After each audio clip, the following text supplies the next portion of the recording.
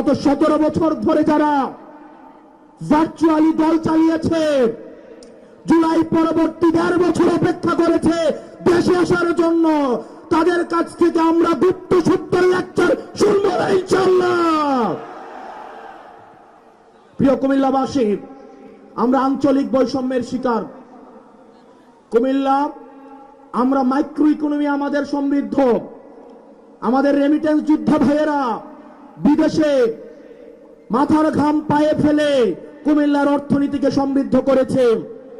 আজকে আমির সাহেব এখানে আসছে, কুমিল্লার রাস্তাঘাটে চললে মনে হয় আমরা বাংলাদেশে কোথাও নাই, আমরা আফ্রিকার কোন এক দুর্ভোগ কোন এক অঞ্চলে আমরা রয়েছে।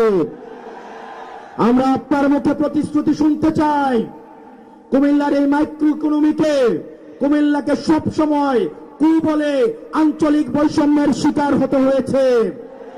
অথচ কুমিল্লার হাতেই, কুমিল্লার ছেলেদের হাতেই হাসিনাকে দেশ ছেড়ে পালাতে বাধ্য হতে হয়েছে।